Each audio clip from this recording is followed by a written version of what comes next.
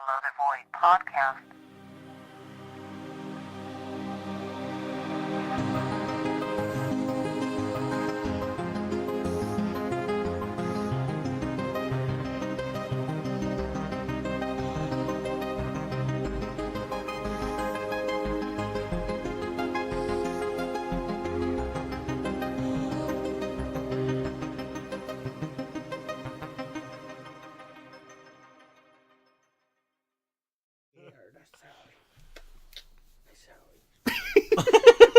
We're recording.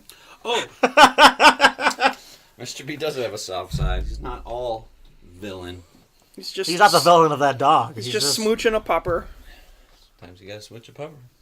yeah. This is a very I'm not gonna smoochable judge puppy. him for it. It's a very smoochable puppy. No.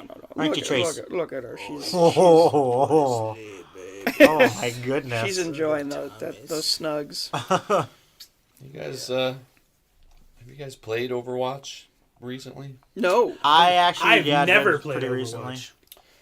It's an excellent game. I would say it's one of the best competitive first-person shooters ever made.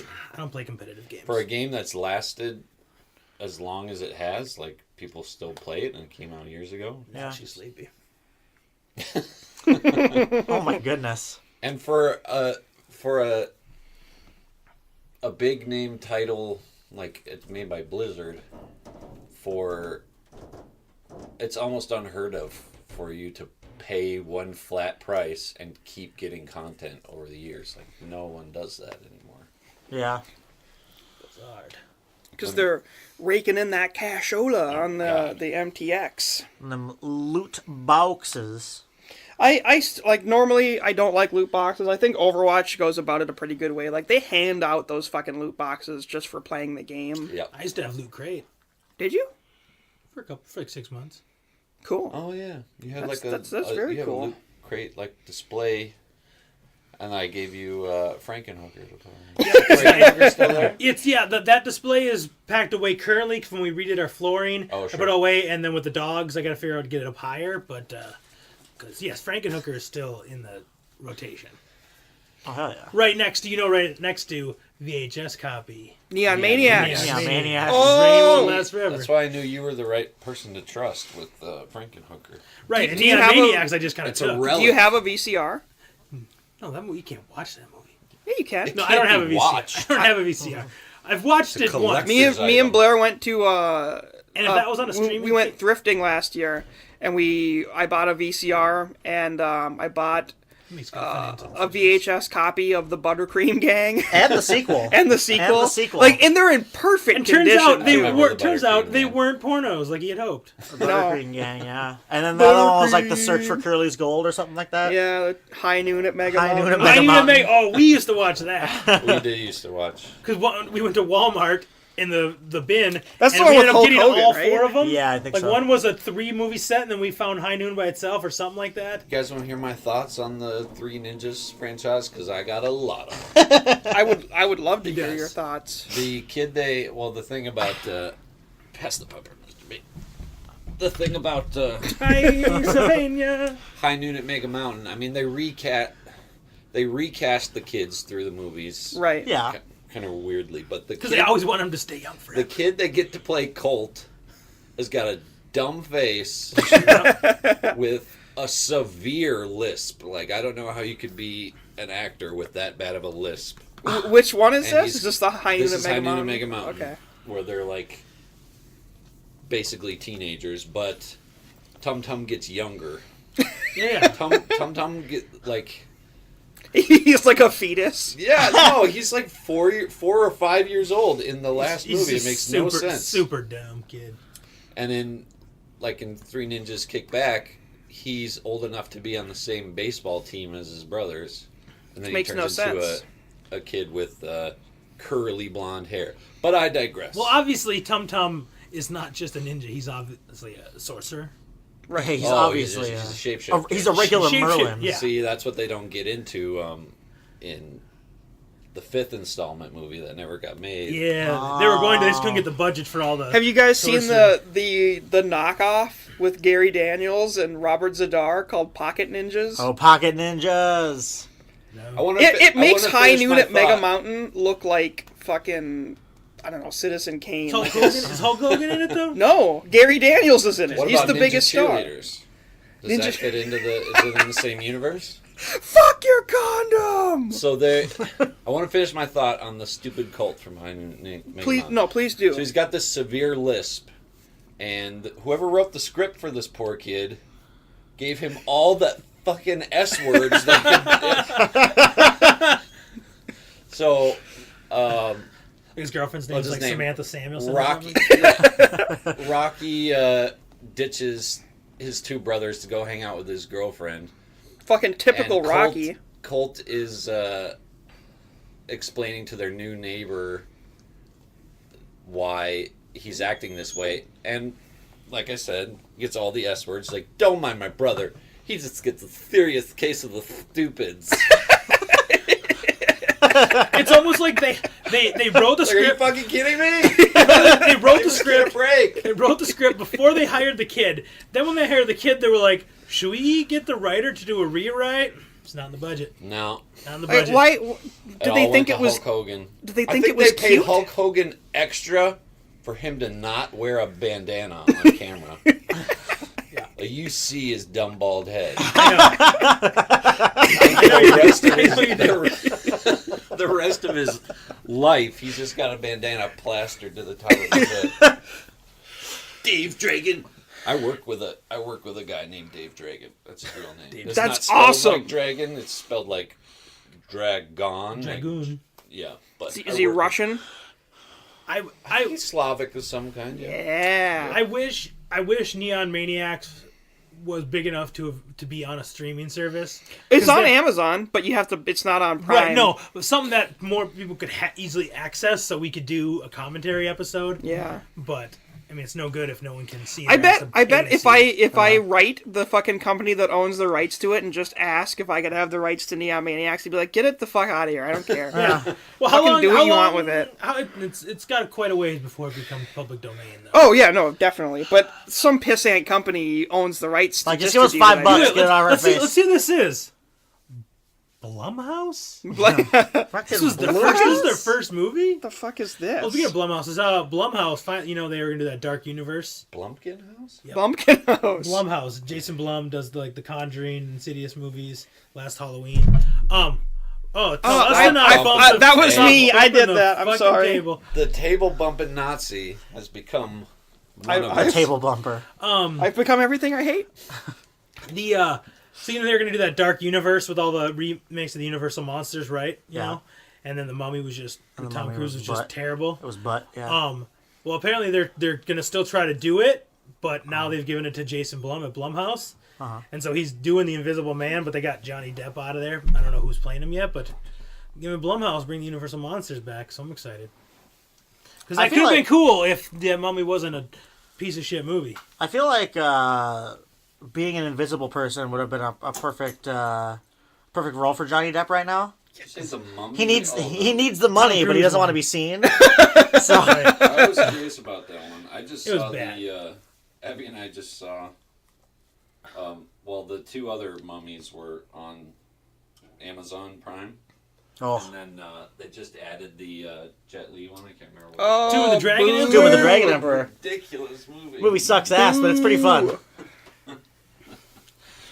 Yeah.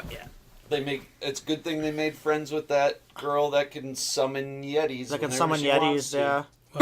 Or they would have been And the in a Yetis pickle. have like personalities. Yeah. They You like gotta they like summon the Yetis. Yeti like throws a Nazi into another Nazi, killing them both on impact. and then the Yeti looks at the other Yeti and goes, "Huh." Like that. Love throwing. Yeah. Well, I would too. Nazi throwing Yeah, that's true. Yetis. Fuck Nazis.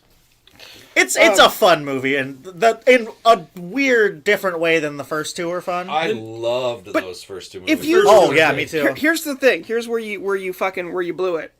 Rachel Weisz. How do you Yeah. Yeah. Yeah. Yeah, and the Tom Cruise one definitely makes you miss Brendan Fraser. Really? Brendan Fraser is he's a delight. Yeah, He that guy is. needs to get more work. Tom Cruise can't turn a phrase as No, He's not and as, Jake like, Johnson tries. funny. He's good in it, but I mean, he's Jake not Johnson's the lead. on that movie too. Yeah, he's like Tom Cruise's like right hand Oh man. my gosh. But yeah. Is it more scary? It tries It's to just, be, I think. yeah, it's just more dumb. More dumb? More cash grab? Yeah, it's just, yeah, it's You know what I was just they thinking? tried to make it a mummy movie, but like, oh, how can we make it as most like Mission Impossible and get Tom Cruise to do as many stunts as possible? If someone is your right-hand man, does that mean they jerk you off? Most definitely. There's a scene in that. I'm Hey. left-handed. I'm left-handed. I jerk off. What is this? Well, then you're... You think I can get off with my right hand? Get out of here. I'm ambidextrous. Right hand I- is useless. I jerk off with my left hand. Well, I'm sure you could, Mr. B, but I think you could rub up against a piece of tree bark for a few seconds and reach climax, so that's No, not really no, surprising. but we discussed this a couple No, the episodes tree ago. has to You have a guys- face, Don. you It guys has were to the be one of ones those who put- trees that looks like it's You looking guys at were you. the ones who put your dicks in everything. I did not. It's true. I had that's true. I had a slightly botched circumcision. I don't have a lot of feeling in my boy, And whose so fault it is that? takes the doctor who Exactly. who cut my penis incorrectly. Let's find him and cut his dick. I have a botched wiener, too. But yeah, but you were You you, I was got- born. you got- I was you got born beat. that You way, got- though. you were born with a botched wiener, It boy. was not. It was not Maybelline. I was born that way. Sound what is two dick holes. Yeah. No, No, it was one. It was just in the wrong spot. My bad. the my one mom dick said hole, he actually. he came out and he was peeing like in the wrong direction, and the nurse was like, "Oh, stop it!" Oh, he's peeing." jeez. Oh, he didn't pull a me myself. Why am I peeing like I've been up all night having sex? No, he was a newborn baby, so So he was up all night having you sex. sick Blair fuck. was getting it on early. Jesus Christ. Wrap the umbilical cord around it. And... He's into it. That's why Blair's into autoerotic asphyxiation. Woo! Anyway, Anywho, actual we have stuff to solid talk about, right? content. Yeah, we do. There's a couple of things I wanted to talk about. What do you guys want to get into first? I've got we've got a couple of choices. I've couple got of things Choice in me our with podcast. let's I say dealer's choice. I say dealer's choice. I say Smiley. okay. Well, I say dealer. So I say I'm a no fucking Smiley. Because in case I got a dip, I know more. You Of got the, I Smiley can stuff. contribute more to the Right. Smiley. Okay, that's fair. So if anyone is unfamiliar, it's sort of more of a urban legend kind of thing at this point. The Smiley Face serial murder theory.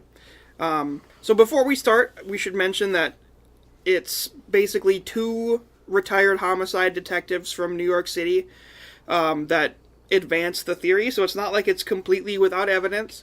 Two, law enforcement professionals are the ones that advance the theory. However, it's been debunked by a lot of different law enforcement agencies who say there is not enough evidence of patterns for it to be a serial murderer. Okay. It's been widely kind of discredited, but I think it's super interesting, and some of the cases just are bizarre, and they local don't. ties. Most of them are the Midwest. There's a lot of them in the Midwest. They say Yeah. the pattern is they're all within like 15 miles off of 94 in the different states that it goes through. Right. So the theory Highway goes, 94 for those listeners. there's a lot of bodies ever since, I believe, 1997 is when it started. A lot of bodies found in rivers and bodies of water. Usually in cold states and during the winter, most of them. Yep. Some of them are drowned, some of them are not, but their bodies are found in the water. They're all college-age men. They meet a certain profile as far as being well-liked, popular, athletic guys. Some of them have made troubling phone calls before they died. Almost all of them left bars, although some of them are not intoxicated. Almost all of them are missing one shoe. Another thing is some of them have the date rape, GHB, date rape drug in their system, Yeah. which is not something you would normally take recreationally. Right, but apparently the stuff I heard, the stuff that can trigger that as a result in a test, can be different things that are released in your body after you die, can result in that being a positive test. Really? I heard. Yeah, I've never certain heard that. sugars and alcohol or something Yeah, that GHB is apparently created by your body in small amounts. Yeah. But apparently some of them, though, are found at levels that are consistent with intentional drugging. possibly, yeah. But not all of them. Not all of them. And that's why they So- kind of debunk it, because like it could just be, So, yeah, it's like a lot of these trying to find, a connection between these deaths, and the reason it's called, and reason it's called the Smiley Face murder theory is because they say that near where the bodies are either found or where they suspect the bodies were dumped into the water, there's smiley face graffiti, which I think is a red herring because graffiti is like everywhere. Smiley faces are really easy to make. And you never know. And they can't prove when the smiley... Like, if they could test and say that, oh yeah, this smiley face was drawn right about the time where he would have died, whatever. But they can't do that. There's no evidence of that, which I think the whole, like, the naming of it is kind of a disservice to the whole theory, because it makes people be like, well, fucking smiley faces are everywhere. Because I could see some, dumb kid who, once, a couple of these stories started coming out, they were just like, hey, by the river, by the bars, let's just paint smiley faces just to fuck with people. Yeah. And then if someone 2 years later happens to die around there, then they're like, oh, there's a smiley face. And then some asshole kid just put it up there years ago. Is that what the movie Smiley is based on? I don't the think really so. Shitty slasher movie? I think that one's based on a guy who has no facial features and has a smiley face carved into his blank face. Covered, yeah. I don't think that has anything to do with it. But I picked up a book. I picked up a book called The Case of the Smiley Face Killers, Dead in the Water, Forever Awake by Stephen Young. I think the introduction to this book does kind of a pretty good job explaining why some people believe that this is more than just drunk men wandering into the water and drowning accidentally. So it says, scores of young men have vanished without a trace, only to be found dead weeks or months later in remote rivers or creeks, shallow ponds or canals, in areas that search parties have searched multiple times before, and later their bodies are discovered there as though they've been placed there deliberately to be found. Now, these are some quotes that it's going to list off of survivors, loved ones of the people who were supposedly victims of this.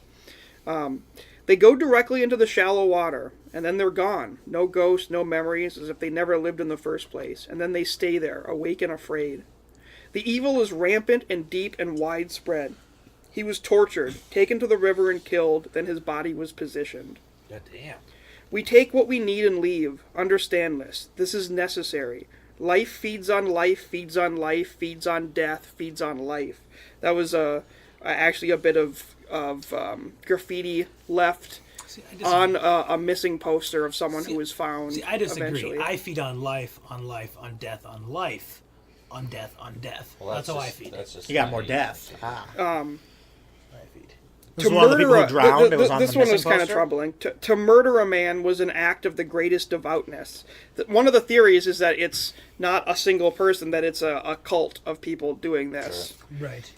This is what they did to my people that don't know each other, but they're on the dark web, possibly just posting about it. Right, and that's why things are like slightly different, but mostly. Right. This is what they did to my son. Someone killed my son. Before Henry died, he was pleading to someone who dropped him in the dark. Henry paid for you to learn the lesson. That morning, he had no idea he was going to die. There is something very sinister happening to college-age men. It's been going on since the 90s and quite probably since before then. It isn't stopping. In fact, it appears to be escalating. Young men attending college are going missing. The numbers are rising as they disappear in what can only be described as sinister and inexplicable circumstances. Then they are found dead, always in water, often shallow water. Very often, however, they have not drowned. Here's another quote. He is screaming, pleading and growling in raw animalistic agony. In the background, a voice interrupts his screams and calmly tells him in a cold, emotionless voice, "Stop it." Ish. Stop it. I couldn't get through to him. He couldn't talk. He couldn't tell me where he was. 8 minutes into the call, there was suddenly this ghastly screaming. I started crying. That's from a phone call that was made. What's the time? When was this? When was that one? Yeah. Well, they're tracing the killings. They're thinking back to, what did you say, 97? 97 is... The big one was, the one that I heard broke it and made a theory that might be possibly murders, is there was a kid in Minneapolis, U of M student, in 2002, that died on Halloween. Mm-hmm. And they found his body like 4 days later in the Mississippi. They thought he might have jumped off the Hennepin Bridge, but you got to climb up some shit to get, or fell off the Hennepin Bridge being drunk. But you got to climb up shit and hop off that. They eventually changed that to 4 years later, in 2006, these guys came and looked into it, and that's when they ruled it a homicide. And that's when they started looking back at the other cases, and that's what kind of started making them think think, is this, a serial or multiple serial murderers?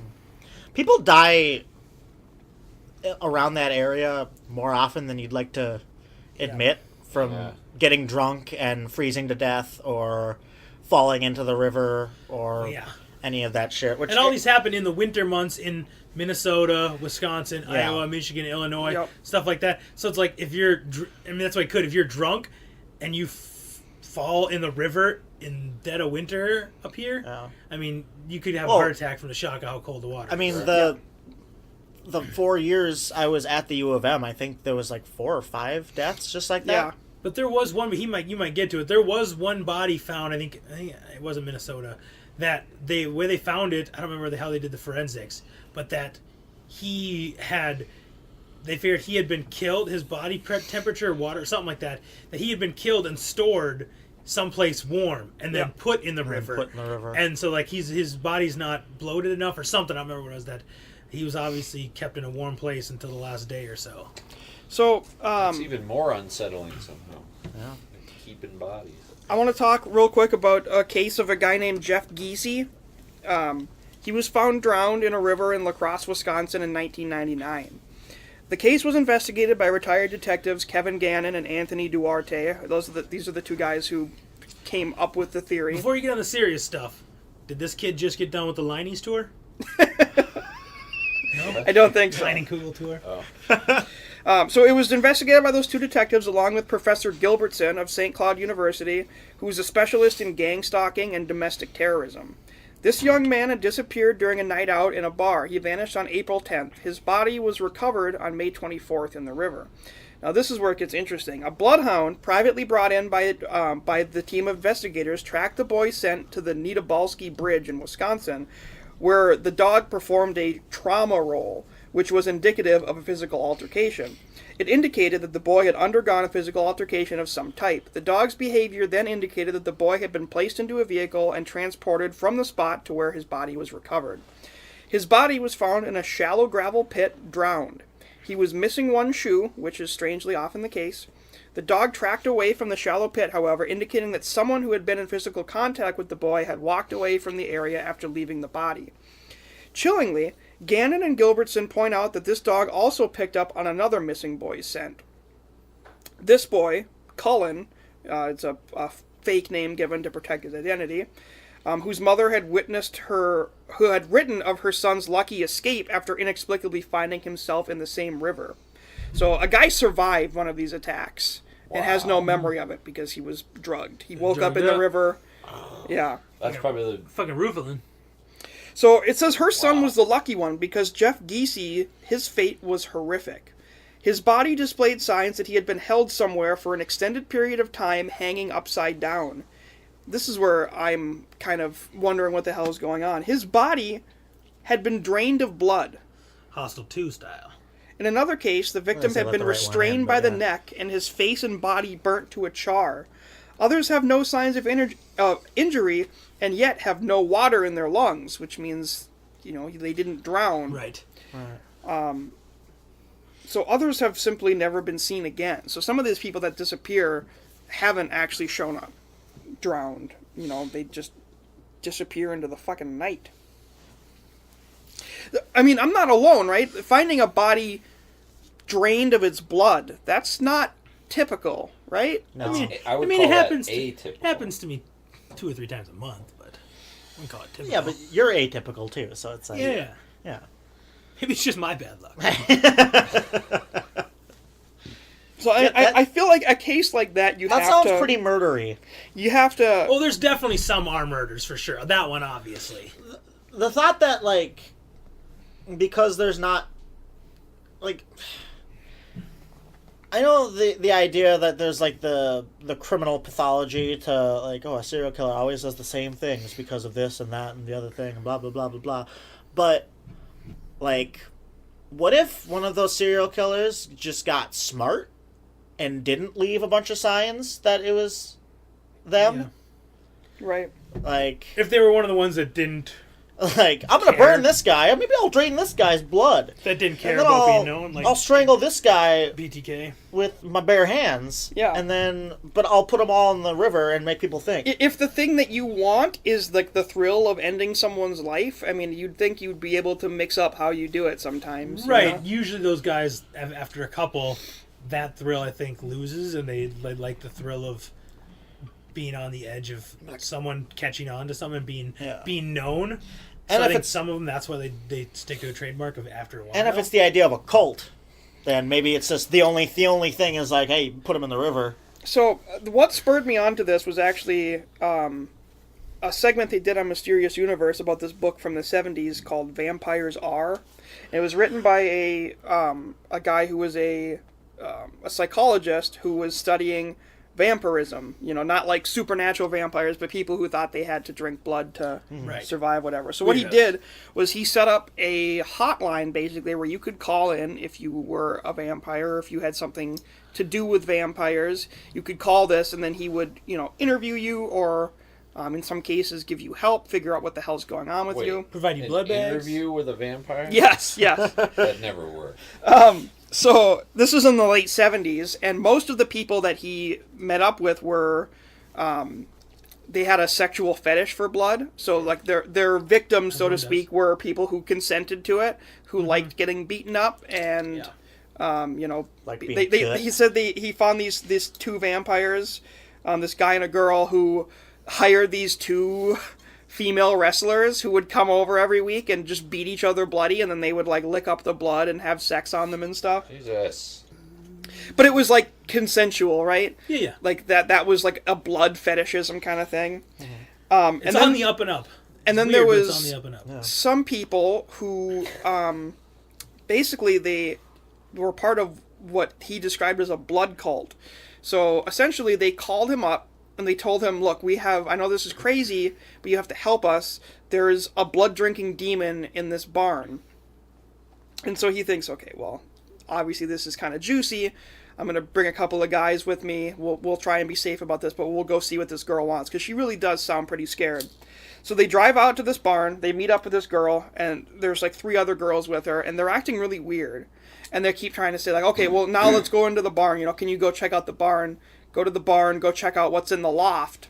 And he realizes in the loft, it's like 3 stories up, and there's a ladder. So when he goes up there, they could take the ladder away, and he's fucked. Like, he's completely stuck up there. So he's like, I'm not going to do this. We're going to figure out what's going on. Well, as he does that, he notices 3 or 4 large men in white robes coming in from the other side. Yeah. Like sauntering in, like they're about to perform some ritual. So he just yells like, fucking run, and all of his guys, they book it to their car and they get the fuck out of there. And they're like, what the hell were they planning on doing with us? Yeah. Like, they were gonna trap us up in the loft and then fucking sacrifice us for this blood ritual? Gotta that's go what all I Dan thought. Stevens on their asses. Wow. So that's when I thought, like, a blood cult. This guy was held upside down and completely drained of his blood. There was another interesting thing. He had an interview with a person who called herself Elizabeth, and she said she was a 480-year-old vampire. And she called several times, and, like, he did his damnedest to try and trick her up, like, trying to get her to answer differently or to get her to reveal something she hadn't before. And she just, like, she fucking believed what she was saying. Right. And the scary part was, when he asked her, how much blood do you need? And she says, well, I have to drink probably 6 to 8 pints a day. And he's like, Do you, though? he was like, how do you get the blood? He's like, what do you mean, how do I get the blood? I drain a body every day. He's like, how do you get the bodies? And she's like, well, lots of different ways, but I'm not going to tell you my secrets. But, like, if she's draining a body, and she's eventually explains how she hides some of the bodies in the swamps, where she, where she hunts, how she does it. Like, she's like, I don't have fangs. I can go out in the sunlight. It just, I don't Irritate Vampire. my skin. Right, it's irritating. Like, it doesn't kill me. She said, I like the smell of garlic, but I don't eat it because all I can drink is blood. Like, and the weird thing was she was incredibly, like, how you think of vampires as being like super sexual. Yeah.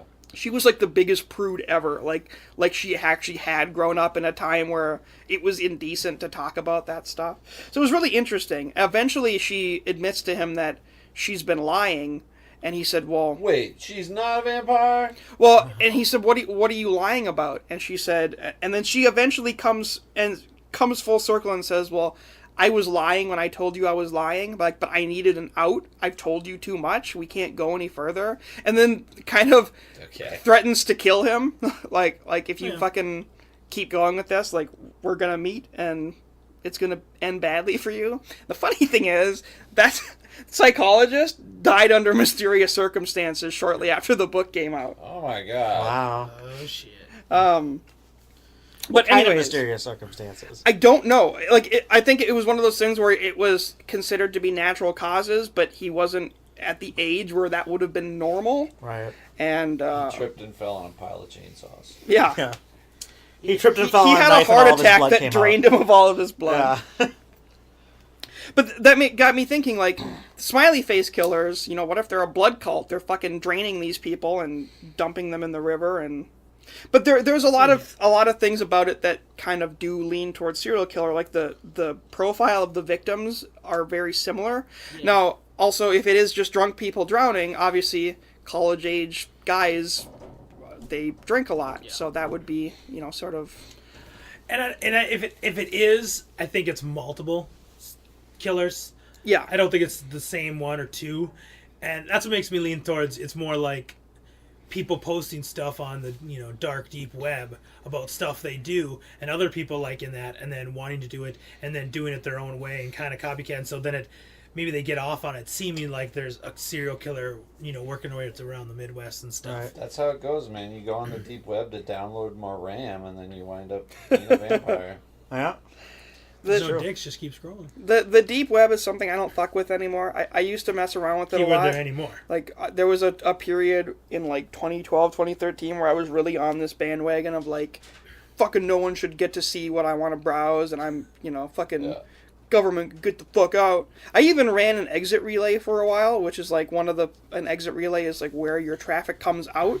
So in order to keep the traffic secure, there has to be like thousands of exit relays where the traffic can show up as. Mm-hmm. Yeah. I ran one of those for a while until I realized that like some people were doing shitty things and it was coming out of my fucking IP address because of the exit relay. So I'm like, no more of this. The thing that really disturbed me about the dark web is that there's no like Google for the dark. At least there wasn't when I was messing around with it. There wasn't like a Google you could go to just search for things on the dark web. You would have to go to these pages where it just had links and they were categorized, and like there was a category of stuff that had to specify in quotes no pedo stuff. Like you the fact that you have to point that out that this section is pedo free, I'm like I'm not gonna mess with this anymore because I don't need this Andrew Boy Toucher bullshit all over my fucking computer. So I haven't fucked with the dark web in a long time. But I know a lot of the stories about like the red rooms. You guys heard about red rooms? Mm-hmm. You just watch people die. Yeah. Yeah, there hasn't been any evidence that one has ever existed in real life, but it's like creepypasta stories about websites where you pay Bitcoin to like determine how I kill this guy I have chained in my room, and you get to watch it live. Kind of like Hostel. Kinda, yeah. But the good news is I'm pretty sure that's one of those things that's 100% made up and not a real thing.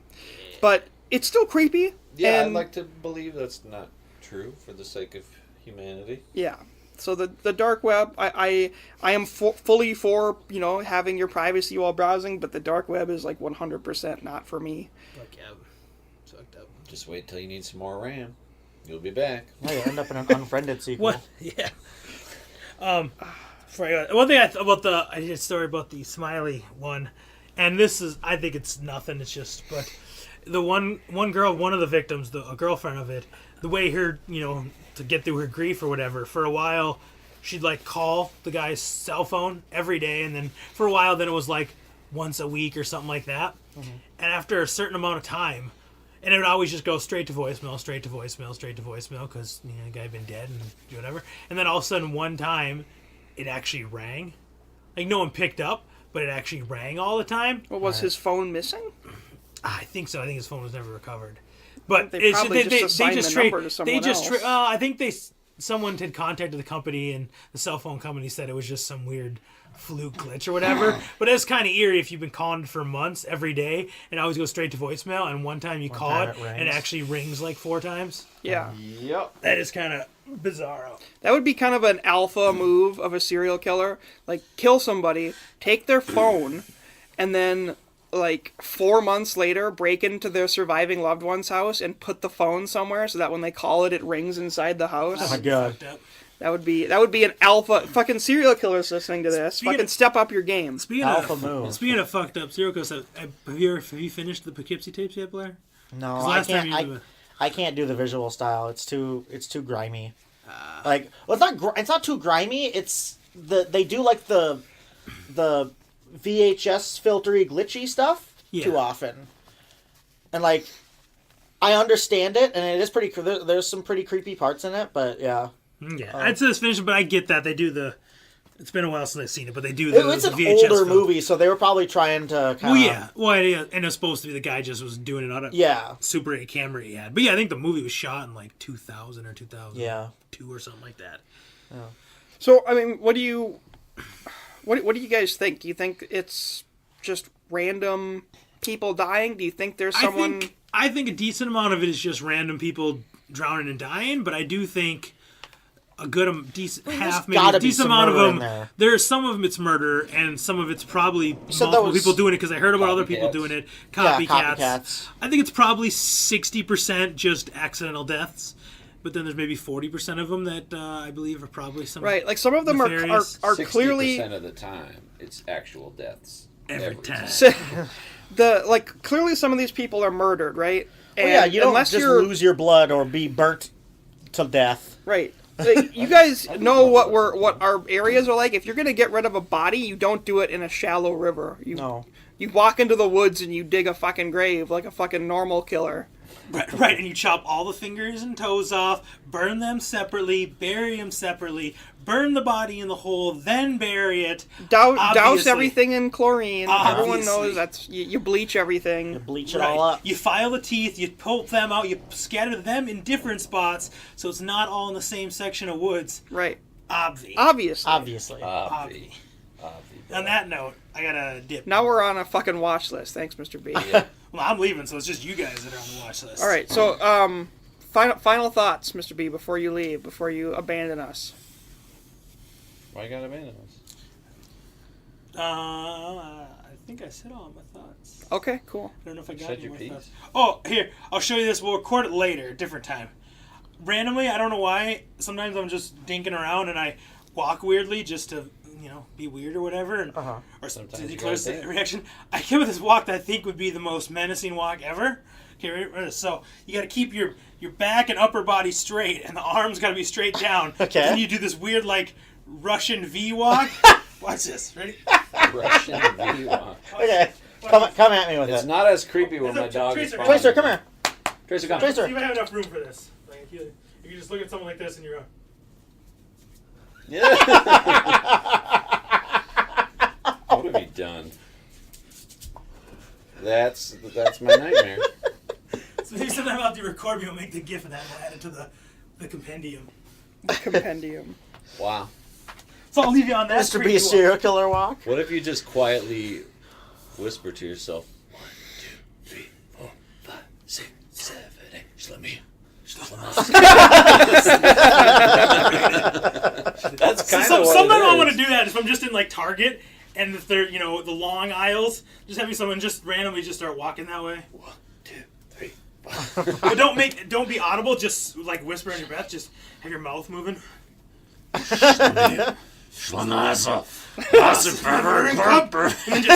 then just stop and look at him for 5 seconds, and then dart into the clothes.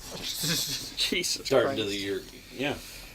Well, you have to do that. All right, Mr. B. Thanks for hanging out with us. Thanks for Target. I'll have to take a shit too. Yeah.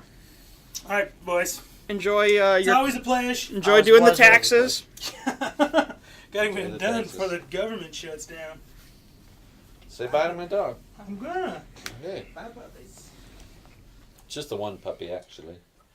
Remember, I'm gonna download this when it's done, when it's posted later, and Critique it I'm heavily. gonna listen if you guys talk too much shit about me. There's gonna be. I expect shit to be talked. We'll talk an But acceptable amount of There's shit. gonna be some wrath. Okay. No, I'm just kidding. Say what you want. I don't give a fuck. I'll try to All right. remember that. Now that piece of shit's gone, now we can get into the real. I think he just threatened us. Now we can get. No, that was a promise. That wasn't a threat. Yeah. Oh my god. Pretty sure Mr. B loudly leaving is now immortalized. I think he was forever. doing the walk upstairs. It sounded like Fucking course he was. scared my wife. Oh goodness. So does anyone in this group of people, the real members of this podcast, have any final thoughts on the Smiley Face Killers before we move on? When was the last recorded one? Yeah, that's a good question. So The first one they can trace back to 97, they think? yeah, no, they there was a guy who drowned. The last one I remember hearing about was someone who disappeared in March or April of 2017. Okay. So I mean, it's been a bit. it's. I mean, I'm sure it's still going on. But like I said, it's been the theory has been kind of discredited by a lot of law enforcement agencies. So most people are just kind of like, they're not looking for patterns anymore. They're just like, Well, it's in the best interest of law enforcement to do that. Because right. You don't want people panicking and stuff. And you don't want people panicking, and you don't want to look bad if there is a serial killer out there and you can't catch them. Yeah, that's another weird thing too. Like serial killers, they have like these in-depth profiles of them, like how they act, what they do, like where they can predict who they're going to kill and all that stuff. And yet, so many of them aren't caught. Like come on, what are you doing, law enforcement? Fucking enforce some laws, goddammit. Well, I mean, I'm pretty sure, like any science, criminal pathology is not 100% accurate. Even more That's so true. than most science, because it is based on the human mind, which In the case of a serial killer, is seriously damaged and broken. Yeah. So, despite patterns that you can see, there's probably a lot of shit that you can't predict. Because people. Yeah, exactly. Like, we're, a paranormal podcast, and we spend a very good amount of time talking about just serial killers, because as fucked up as, like, ghosts and stuff are, people are still probably the scariest goddamn thing on the fucking planet. Have you seen this thing with the movie coming out about Ted Bundy with Zac Efron in it? Yeah! They've had to come out and like really dial it back because apparently the trailer makes it seem like they're celebrating him almost. Yeah.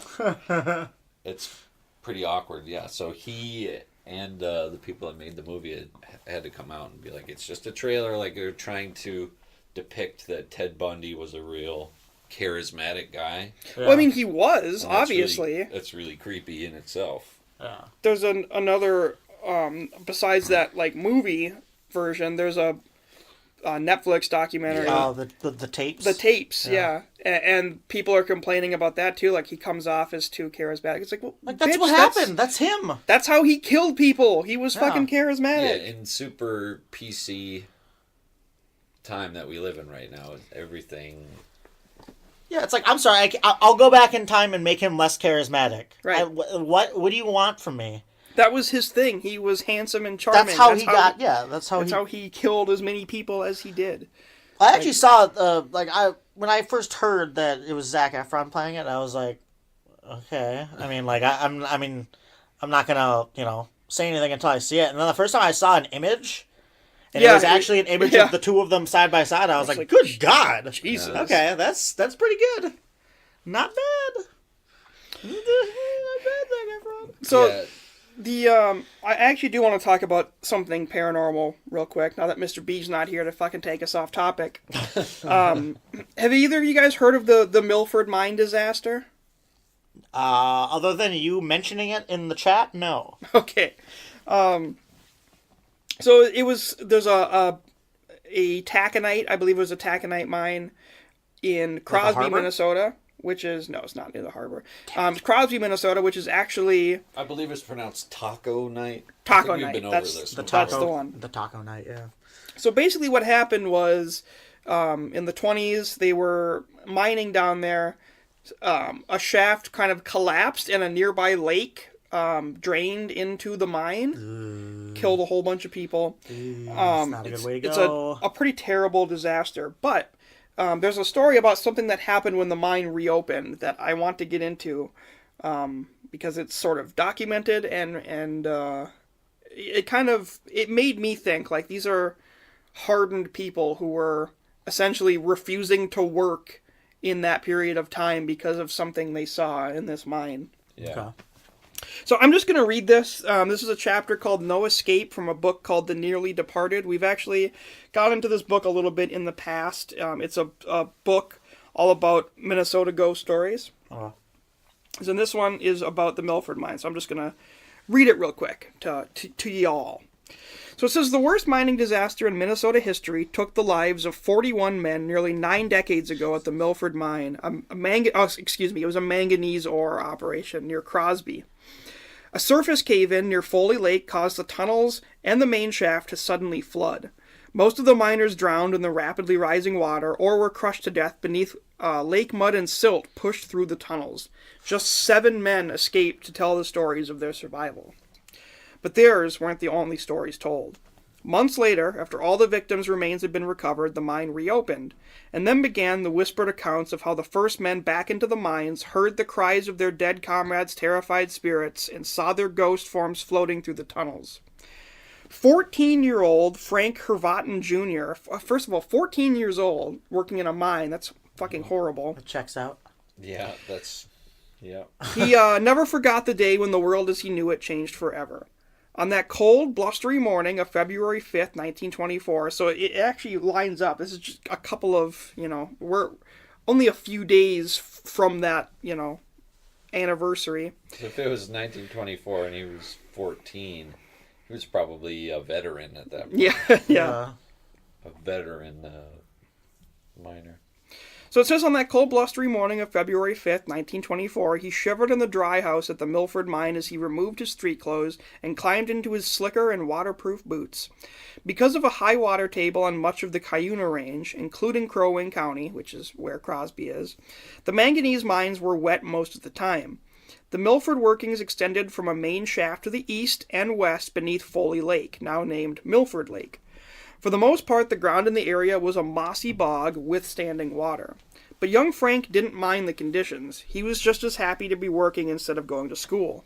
He labored at the 165-foot level, shoveling dirt that remained after timbermen erected the cribbing in newly opened drifts.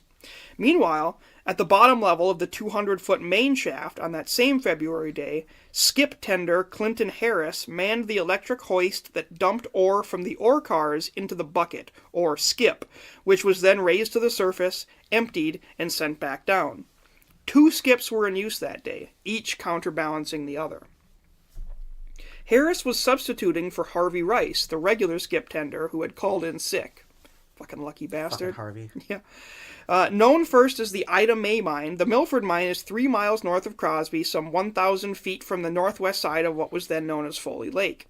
The mine is part of the Cuyuna Range, discovered in 1895 by Kyler Adams, and the last of the Minnesota Iron Ranges to be mined. The first ore was shipped from the Cuyuna Range in 1911. At the Milford site, some initial drilling began in 1912, but the main shaft wasn't sunk until 1917. Operations began in earnest in 1918, and full production was underway by late 1923, when the main shaft hit the 200-foot level. Now, this is presumably 200 feet down, right? Right. Yeah, because you mine down. And they didn't mine up into the sky. I don't know why. That'd be cool, though. That would be pretty cool. My brain works in weird ways.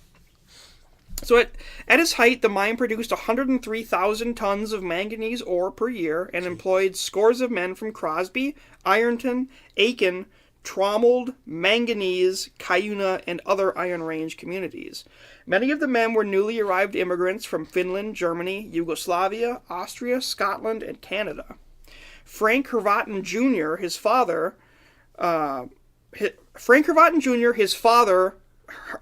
Hrvatin Sr., and Clinton Harris were among the 48 men in the mine on that February afternoon in 1924. The day had been a fairly typical midwinter workday for the men when suddenly, at 3:30 p.m., a tremendous wind blasted through the mine, blowing the men's helmets off and snuffing out their carbide gas mining lamps. Typically, the mine air was cool, and there was never a breeze. The inrushing air was warm. There was some concern, but no immediate alarm. Something had happened, of that they were certain, but no one knew quite what it was. Most everyone put their helmets back on, reignited their lamps, and went right back to work. But then, another powerful blast of tepid air, accompanied by what one survivor called a strange booming noise, made it terrifyingly clear that not only had something gone dreadfully wrong, but the entire underground workforce was in imminent danger. The electricity went out. Someone tripped a circuit breaker. The lights came on briefly, flickered a few times, and then died. The piercing emergency whistle screamed, "Evacuate." What the doomed men could not have known was that there had been a surface cave-in at a worked-out room on the mine's easternmost point. The cave-in opened a slender channel of mud that led directly to Foley Lake. Oh, God. Lake water quickly filled the crude canal, and mixing with lake mud and silt, flowed into the mine at the point of the cave-in. Below the surface, the stiff wind blasting through the opening of the site at the cave-in kept extinguishing the men's headlamps. Young Frank heard the roar of water and mud and saw it all spilling down a tunnel. "The lake is coming in! The lake is coming in!" he cried, running for safety. Old Matt Kangas, a veteran miner, ran as hard as he could, but by the time he reached the ladder, he could barely climb. You say old Matt? Old Matt So Kangas. I'm picturing him as like an old prospector. Yeah. Old Matt Kangas. So he could barely climb. Frank got behind him, jumped between his legs, and boosted him up the ladder to survival, rung by rung. The water, mud, and silt, a slimy... Keep in mind, this kid was 14. Yeah. The water, mud, and silt, a slimy ooze, one survivor labeled it, rose in the main shaft as fast as the men could climb up the ladder. Some of the miners trapped in the tunnels were crushed against the walls. Others drowned when the wall of water overtook them. A few brave souls might have been able to save themselves, but many ran back looking for their trapped buddies. It took just 15 minutes for the 200-foot-deep mine to flood all the way to the surface. That's insane. From the hellish pit, the last of the 7 survivors staggered to safety, soaked to the waist and encased in mud. They fell exhausted and gasping for breath on the frozen ground where they were attended by co-workers who ran from the mine office and families from nearby houses. The old guy make it? Yes. He Fucking got hero. Because he saved himself. He's the fucking the 14-year-old? The 14-year-old hoisted him up. He got between his legs and hoisted him up to safety. Miraculously, of the 7 miners who made it to safety, not one suffered serious injuries, save for some bleeding in their mouths and ears caused by the suddenly compressed mine air. Right. By nightfall, 33 women had become widows, 88 children had lost their fathers. Jesus. The teenage Frank Hrvatin was one of the survivors and one of those children, and his mother was one of those widows. Young Frank stood by the shaft for hours, staring down into the black muck that swelled in the shaft a few feet below the surface. His father was buried down there somewhere. Clinton Harris, the skip tender from St. Matthias, died at the foot of the main shaft. He apparently chose to remain at his post next to the ladder, pulling on the whistle cord to warn miners at the upper levels. It blew for nearly 5 hours, even after the silt had closed the shaft. Finally, workmen in the surface engine room disconnected the line to the whistle, silencing the last voice from the mine. Within hours, news of the disaster had reached to nearly all communities on the Cuyuna Range. The Crosby Village siren blew for hours, as did locomotive whistles, summoning families to the mine. Some residents stood on the shore of Foley Lake and watched in silent horror as the water level went down, the ice on the surface sinking further still as the frigid water below poured into the mine. Jesus. A later survey found that water level had dropped a full 4 feet beneath the ice. Whoa. It drains so fast that people could see it? Yeah. Other onlookers and Like family a members... big draining bathtub. Yeah. Other onlookers and family members gathered silently by the entrance to the shaft, trying to will away the inevitable. Those miners who had not escaped would never come out of the mine alive. New widows huddled, easing their pain by linking arms, their bright shawls shielding their heads and faces from the biting wind and thin, sharp flakes of snow. One man who lost his brother-in-law said that when the women found out what had happened, some of them wanted to jump into the mine to be with their loved ones. By midnight, recovery operations were underway. In the sub-zero temperatures, men took turns operating giant sump pumps that sucked out 12,000 gallons of water and slime each minute. Yet water continued to pour into the mine, filling the small drifts and cross-working. The Crow Wing County mine inspector said he doubted most of the bodies would ever be found. For a while, it seemed he might be right. Problems plagued the cleanup efforts. Pumping crews worked for 12 days to drain the lake. It took 3 months to dewater the mine. Every time it rained, the water level rose again. Heavy machinery was brought in to assist in the effort. A machine called a sand sucker cleared mud from the channel that had been created between Foley Lake and the sinkhole over the mine. Power failures were common. Isn't that what a sump pump is? I think so. I'm not 100% sure. They had a sump pump and a sand Sump pump and a sand sucker. Once the water was cleared, the heavy remaining mud was shoveled by hand from the block drifts, loaded into mine cars, and lifted to the surface. The remains of the men were gradually located over the weeks and months of the recovery operation, but the last victim was not brought to the surface until 9 months after the disaster, on November 2nd, 1924. Yet not one man on the recovery teams complained or quit in despair. They were determined to find all the victims so that their families could give them suitable burials. In time, the Milford Mine reopened. There was no shortage of miners signing up to go underground again. Manganese was in great demand by the steel industry, and mine owners were guaranteeing steady work to every man who wanted it. Most did. And of course, in almost every case, mining was the only job the men knew. Right. But not a miner on the entire Cuyuna Range was prepared for the horror that lay in the bowels of the Milford Mine on opening day, according to Cuyuna Range lore.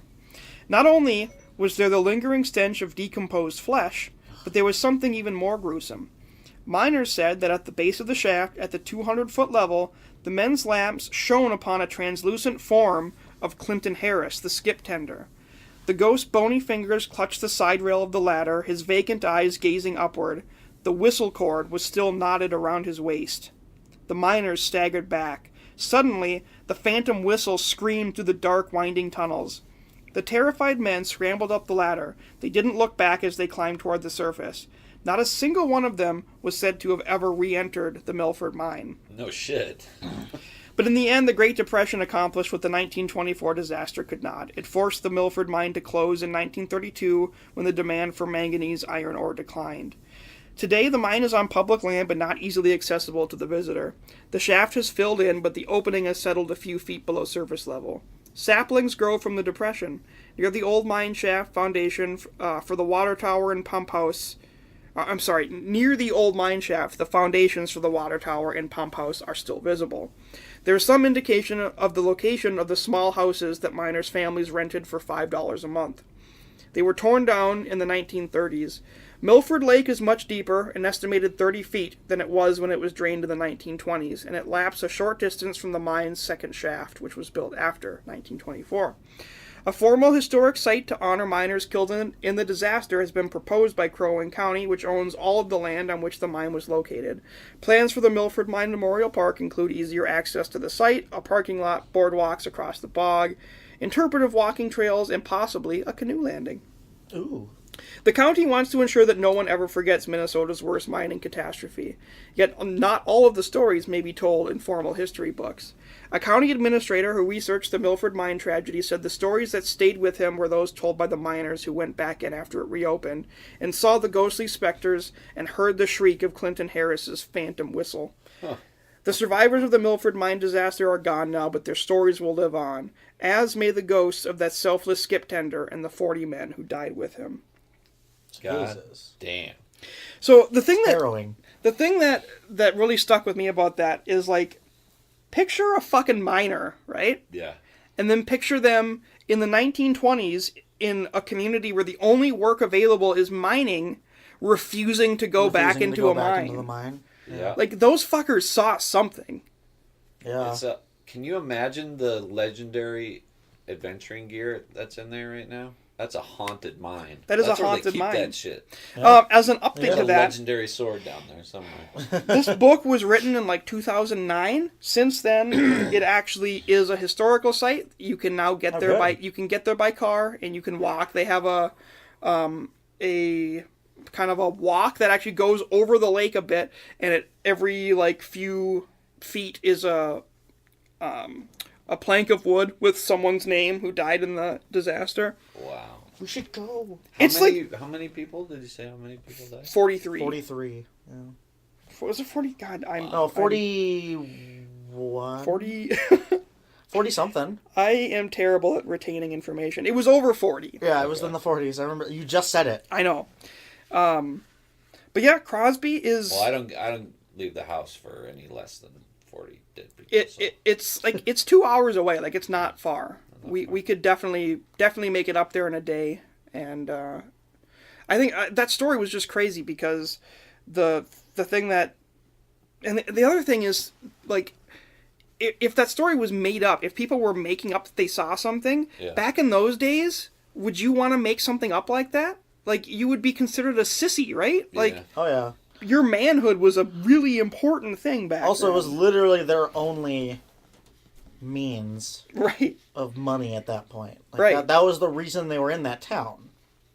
Right. It was a mining town. It wasn't like a mining and other stuff. So the fact that they saw something down there that made them refuse to go back. These grizzled mining veterans be like, no, fuck that, dude. I ain't going in there. The thing is, it says the land is there, right? And the lake is back up. It's like 30 feet deep. But they reopened the mine, which means that the mine didn't fill back in with lake water again. Right. There's got to be a way to get into the actual mine itself still. I'm not saying I want to do that because... You want to go see Ghost Man? Well, I mean, I do. The ghost part is actually the least scary thing to me. The scary thing is being 200 feet underground. Being trapped down there with Ghost Guy. Right. Oh. A place that has, in the past, had a lake flow into it. Yeah. Like... Those are the worst way to die would be like drowning or suffocating in mud. The two worst ways I could think of to die, yeah. Motherfuckers have both of them at 2 for 1. And it was like frozen. I guess it's a good thing that it was like almost frozen lake water. Maybe that made it quicker. Maybe, yeah. I really hope that all of them died Like, if you can imagine a 200-foot deep shaft filling up, what did it say, in 15 minutes yeah. to the surface? The fact that the lake drained fast enough for people outside to see it visibly going down well, is crazy. The lake is 30 feet deep, and it lowered by 4 feet. 4 feet. Like, that's fucking nuts. I looked at it on Google Maps. Like, it's a decent-sized lake. It's not a pond, you know. It's a decent-sized lake. It's actually cool, that area, like where the mines used to be, all those old like taconite and manganese mines. A lot of them, the pits are just filled in, and they're man-made lakes now. With like they stock them with fish and stuff. So when you look at it on a map, there's a bunch of these little lakes that used to be mines, which is pretty cool. Minnesota's got a bunch of lakes. We've got quite a few. Oh, We've got quite a few lakes. We have the land. A number of lakes. We are the land of quite a few lakes. The land of a non-zero number of lakes. A nondescript amount of lakes. That's what it says on our license. We got through that story in like 20 minutes. If Mr. B had been here, Oh my God. that would have taken years off of my life. That story reminds me of a story. That reminds me of a story. That reminds me of a story. But guys, this story, it's fucking. It's fucking. Oh, goodness. So yeah, We love him. Once it warms up a bit, I would be totally okay with making a quick day trip out. Oh, that may never happen again. Right. It may never warm up. Dude, we have to go there while it's cold. It was a blustery day. That's true. We'll go on the anniversary. This last week has been... It's coming up, man. Something beyond blustery. Yeah. It was cold. It was cold. There was a vortex of polar air. Did you see like the radar of the polar vortex? Yeah. It looked like a pair of tits. Pair of tits, yeah. Yep. I saw a meme. Someone's like, someone needs to tell the polar vortex to put a bra on.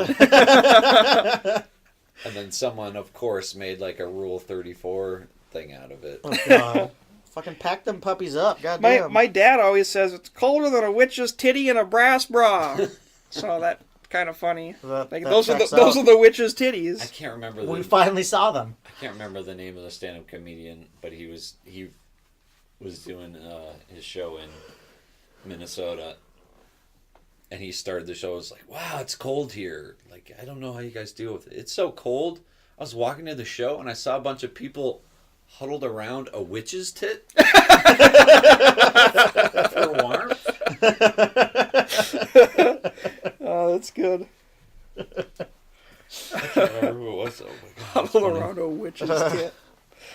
Oh, that's good times. Well, does anyone have any final thoughts before we wrap shit up? Fuck caves and mines. I had a movie I watched that I wanted to ask you guys about. It's not, Well- like I said, I don't watch horror movies, but I just watched Place Beyond the Pines. Oh, I like that's that a movie. Yeah, Fucking fantastic it's a movie. very slow moving movie, I but was very depressed. yeah, oh yeah, it's just like Yeah. Yeah, it's a very depressing movie, but it does have. I giggled hysterically at Ryan Gosling's the voice he uses when he robs, like put it in the bag. Yeah. It was fucking hilarious. I fucking love that. For a guy that devastatingly handsome to have like face tattoos was a little silly, Yeah, for sure. but yeah, I still liked it. I thought Yeah, it like was- the one of the ones the lady keeps fumbling and he's like, "Fucking put it in the bag!" I mean, if I were in that situation, I'd probably get Probably some use high voice. Yeah. Yeah. Break out the high voice, show You up that gotta you mean know you're business. serious. Yeah, it's the vocal equivalent of fucking going in for a kill shot. Don't the gun. That's how you know you're fucked. Oh shit, the robber used high voice. Oh god. Yeah, that Kiss movie. your ass goodbye. That movie was long, but it kind of makes sense why it was that long because it spanned Yeah. an amount of time that you are kind of surprised by. That's part of what makes it good. I think you're like, oh, Yeah. Oh there's shit, a lot we're more to going. this Wow. story. So you watch Yep. the trailer. No spoilers. You watch the trailer, you just see Ryan Gosling. You think the movie's about. When Just when him. that key moment happens, you're like, okay, well, I You're guess like, we're oh. wrapping it up. Guess we're Like, wrapping oh, it no, up. that's a third of the way through. Yeah. Nope. Yeah, that is a good flick. It's an excellent movie. Yeah. Highly recommend that movie if you have the time and the patience for a slow burn. It's more of a drama than anything Yeah. else, really. Yeah. But And if it was the director or the wardrobe, whoever person that told Ava Mendes she didn't need a bra, thank you for that. I'm gonna go ahead and It was say Baby Goose. that was Baby Goose That was himself. Baby Yeah. Goose 100%. I'm Nah, not you're good. false here. I'm Baby Goose. He was like, "You're gonna leave the bra." You Do understand? you understand? It works for him, right? Yeah. If it ain't broke, don't fix it. All right, guys. Well, that's all I got. Are you guys good to wrap it up? Yeah. Yeah. Good to see you guys. Fucking Let's Do this watch more it. often. dude, let's watch fucking It. Let's Dude, watch- seriously, let's yeah. watch it. Let's watch it.